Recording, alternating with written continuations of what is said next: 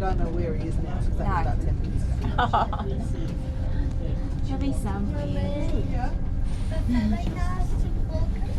I see him enough, you know. Yeah, I know. It's quite cool in this, you know, in this environment. It's different. He's not on the farm. And he's funny because he never wears a hat. Of course, here he has to wear a hat all the time. Oh, funny, eh? Yeah. Yeah.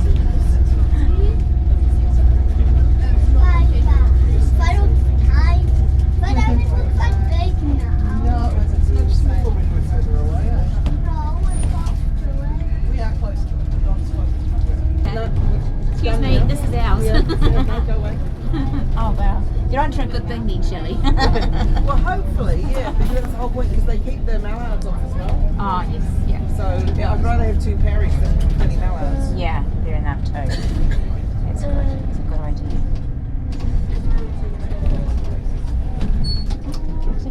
So, yeah, this is really why I came today, because you I don't get to see the this. processing. Oh wow, Yeah. neat. So I don't know what we will get to see. But No. Take around the whole thing.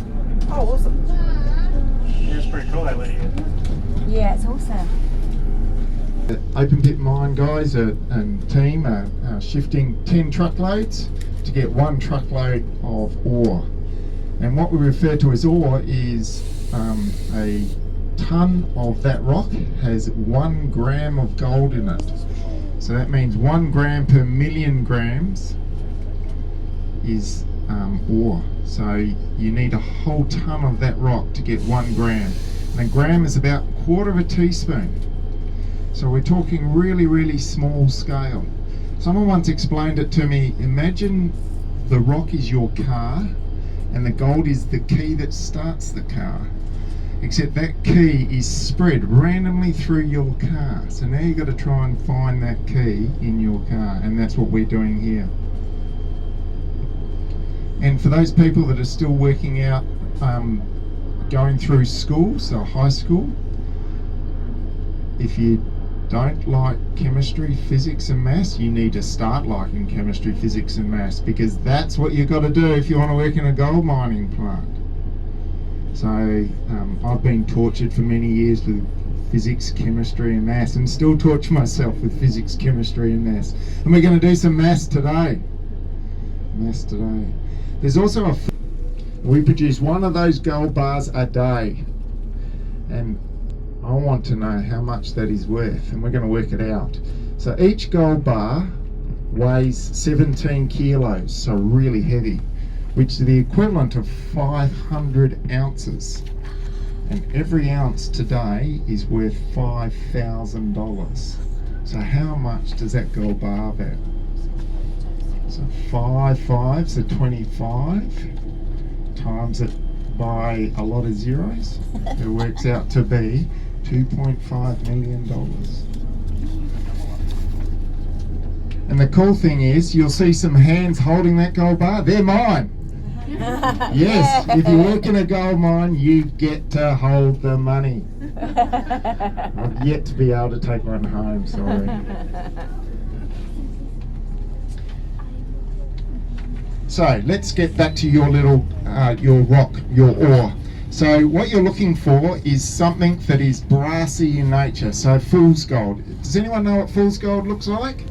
So that's what you're looking for. So you're looking for a little brassy, shiny piece of crystal in there that's usually cubic, but it doesn't always have to be. That's fool's gold, but for us, actually fool's gold's the real thing. So within that fool's gold is our gold. So we're actually after the fool's gold. Now, I've worked out, so we said 1 gram per ton. Each one of those pebbles is about 5 grams. I weighed a couple before today, 5 grams.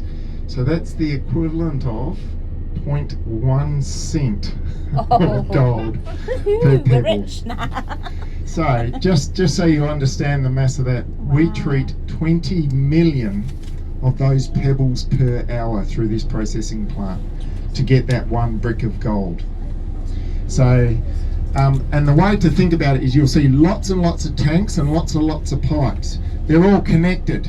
So imagine those tanks are full jugs of beer, and you start pouring the first jug of beer into the second jug of beer, and then someone messes with the third jug of beer and pours it faster. So now you've got to speed up the first 2 jugs of beer. So that's in essence what's going on in this whole process. So each of those tanks and pipes are connected, and so the people are trying to maintain those full jugs of beer. If you see any grey mud on the floor, that's the jugs of beer spilling over, and we need to hose them up. The other cool thing is on your left at the moment, you'll see a building up in the air. That's where the gold bars are generated. So every day out of there comes a brick of gold. So 3 people work full time during the week to pour those gold bars in that gold room. Now there's special cameras on there, and everything's electrified, and there's machine guns all over the place, so please don't try and steal the gold.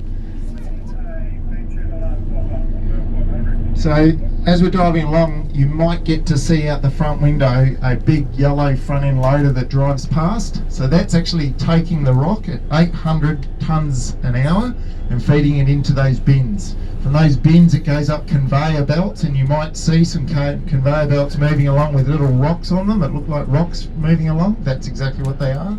That's the ore. And it goes into these big rotating drums. These are called grinding mills. And so inside of those drums, and you'll see that one in front of us just stopped, and you can hear the loud siren. So that's telling all the operators that we've got an issue with the mill in front of us. So that's grinding the rock up. And there's 100 tonne of shot put size steel balls in each one of those drums, slowly smashing the rock up, or quickly smashing the rock up. You'll also see that some of the mills have spray painted bolts on them. So inside those big drums are steel liners, and they're held in place by the steel bolts. So the ones that have the red paint on them are good bolts, because they're holding in nice. The ones that have the blue on them are not nice. So they're the ones that we have to stop every now and then and tighten up because they've come loose.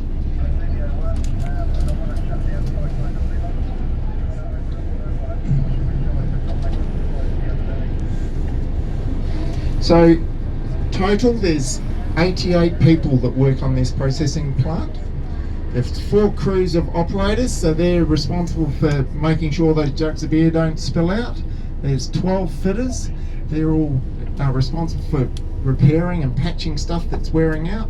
And then there's about 8 electricians, so they're doing all sorts of different things, from repairing electrical stuff to instruments and other complicated parts of the process. And then there's lots of people like me that are the chemical engineers that are trying to support them in doing the right thing. You'll see this tank on the right, that's a really big tank, and that's totally surrounded in plastic because it's a bit like grandfather's axe. We've worn the head out twice and the handle 4 times, and so we're replacing that tank. We're actually relining the whole tank and making it new again.